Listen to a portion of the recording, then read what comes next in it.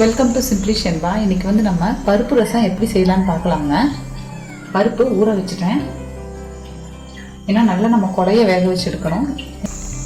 இந்த கப்பளவு நான் பருப்பு எடுத்துருக்கேங்க, ஊற வச்சுட்டேன், ஏன்னா நம்ம குழைய வேக வச்சு எடுக்கிறோம் இல்லையா. இப்போ இதில் கொஞ்சம் நம்ம விளக்கெண்ணெய் ஊற்றிக்கலாம். 2 தக்காளி எடுத்திருக்கேன், இதை வந்து அரிஞ்சரில் போட்டுக்கலாம்.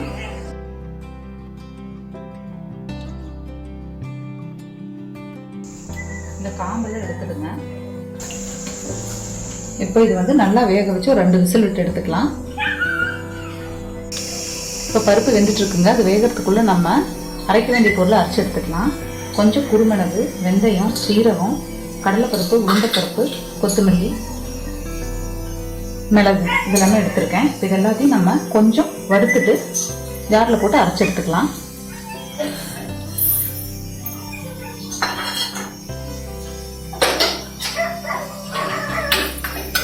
லைட்டாக வறுத்தா போதும். வறுத்தா மணமாக இருக்குங்கிறதுக்காக நான் வறுக்கிறேங்க, இல்லைன்னா இதை பச்சையாக கூட நம்ம அப்படியே அரைச்சி எடுத்துக்கலாம். வறுத்தாச்சுங்க, இதை வந்து நம்ம இப்போ வேறு பிளேட்டுக்கு மாற்றிக்கலாம். இப்போது 2 வரமிளகாய் போடுறேன், அதையும் வறுத்துப்போம், அதையும் கூட சேர்த்து அரைக்க போகிறோம்.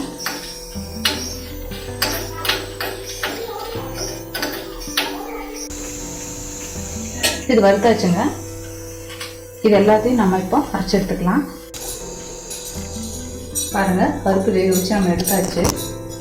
இதை வந்து மத்து போட்டு நல்லா கொஞ்சம் மசிச்சு விட்டுக்கலாம்.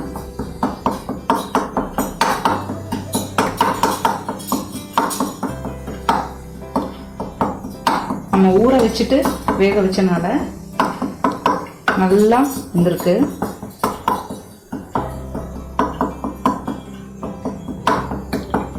நல்லா மசிச்சாச்சு.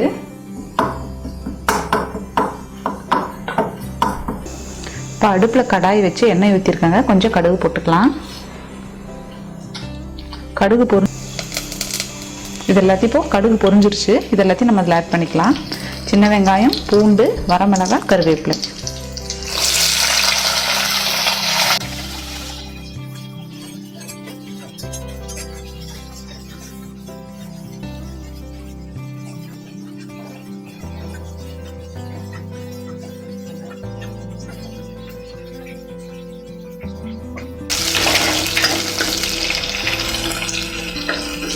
இது கொஞ்சம் வணங்கிருச்சுங்க. இப்போ வந்து நான் கட்டி பெருங்காயம் எடுத்துருக்கேன், அதனால் இப்போவே ஆட் பண்ணுறேன். இது கூடவே நம்ம வறுத்து வச்சுருந்தோம் இல்லையா, அந்த பொடியை ஆட் பண்ணிக்கலாம்.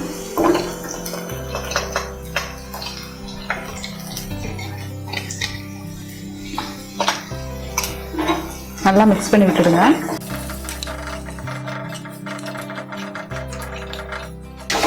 கறியை விட்டுட வேண்டாம்.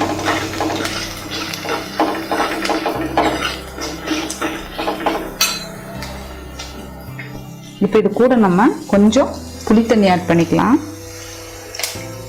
ஒரு சின்ன லெமன் சைஸ் கொஞ்சமாக தான் வச்சுருக்கேன். இப்போ இது கூட ஆட் பண்ணிக்கலாம்.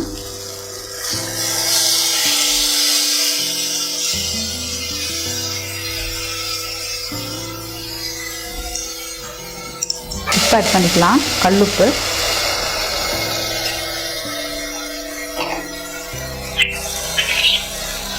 கொஞ்சம் மஞ்சள்தூள்,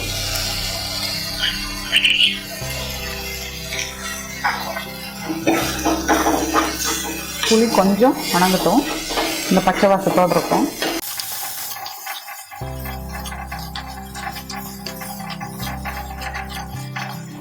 கட்டி பெருங்காயம் போட்டிங்கன்னா இந்த மாதிரி முதல்ல எண்ணெயில் வணக்கும் போது போடுங்க. பெருங்காய பொடியாக இருந்ததுன்னா லாஸ்ட்டில் கொதிக்கும் போது இறக்கும் போது போட்டிங்கன்னா போதும். நல்லா வணங்கிடுச்சு. இப்போ வந்து நம்ம பருப்பு தண்ணி மசிச்சு வச்சுருக்கோம் இல்லையா, பருப்பு 2 தக்காளி போட்டிருக்கேன், அதை இதில் ஆட் பண்ணிக்கலாம். இது கூட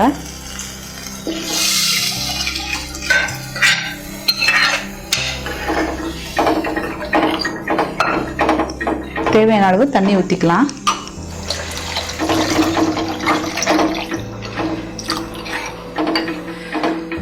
இப்போ புளியும் வந்து நல்லா நம்ம வணக்கிட்டோம் இல்லைங்களா. இப்போ பருப்பு தண்ணி ஊற்றிருக்கோம். இது வந்து அந்த நுர கட்டின உடனே நம்ம இறக்கிடணும். அந்த கொதிச்சு வந்ததுன்னா ரசத்தோட டேஸ்ட் இருக்காது.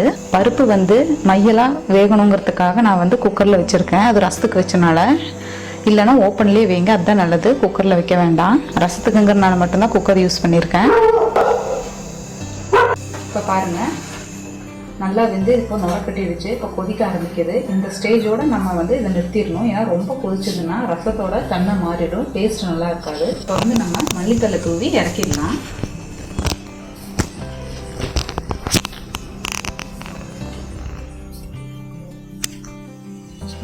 அவ்வளோதான். நீங்களும் பருப்பு ரசத்தை வீட்டில் ட்ரை பண்ணி பாருங்கள். ட்ரை பண்ணி பார்த்துட்டு கமெண்ட் பண்ணுங்கள். சிம்பிளி ஷென்பா சேனலை சப்ஸ்கிரைப் பண்ணாதவங்க சப்ஸ்கிரைப் பண்ணுங்கள். கூடவே பெல் பட்டனை ப்ரெஸ் பண்ணுங்கள். தேங்க்யூ. அப்படியே ஸ்பீடாக